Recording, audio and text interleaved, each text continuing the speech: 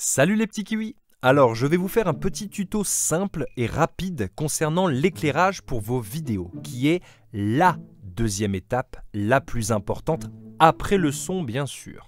En effet, vous pouvez toujours avoir la meilleure caméra du monde, si votre éclairage est pourri, votre image semblera pourrie.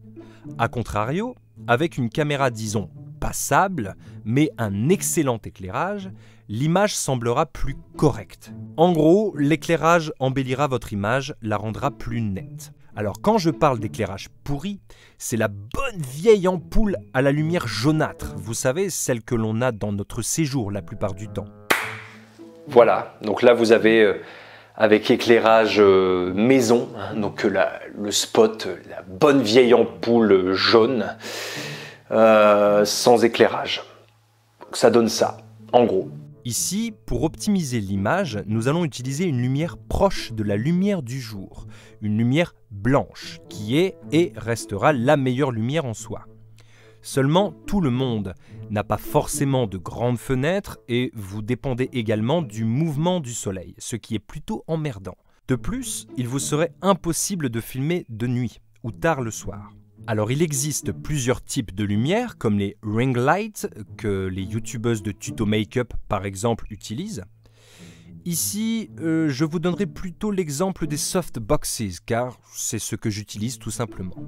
La principale différence entre les deux, c'est le reflet de la lumière dans vos yeux. Avec une ring light, ça formera un cercle, ce qui est plus joli, c'est vrai, et avec les softboxes, ça formera deux carrés. Bon, ce n'est qu'une subtilité. Et puis, il y a la différence de taille, puisque les softboxes prennent beaucoup plus de place. Mais bon, vous savez ce qu'on dit, ce n'est pas la taille qui compte.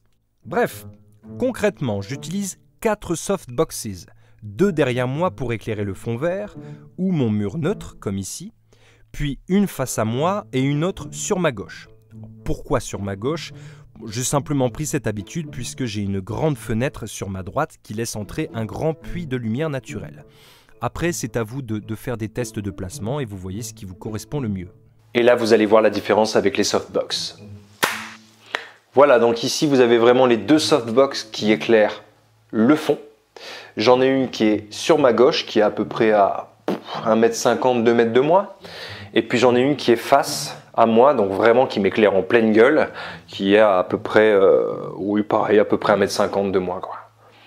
Voilà, et la différence on la voit. Et puis bon, j'ai ma grande fenêtre bien sûr qui donne la lumière du jour. Bon là on est en fin de journée, donc ça se voit plus trop, mais bon.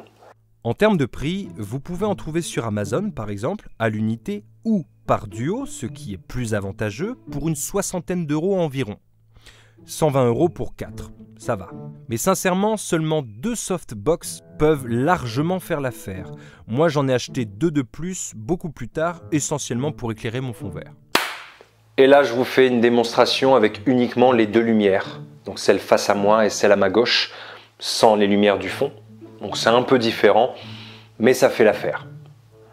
En résumé, pour une soixantaine d'euros, vous avez 2 softboxes qui, certes, prennent un peu de place, mais qui vraiment changera considérablement la qualité de votre image vidéo. Mon avis perso, ça vaut vraiment le coup.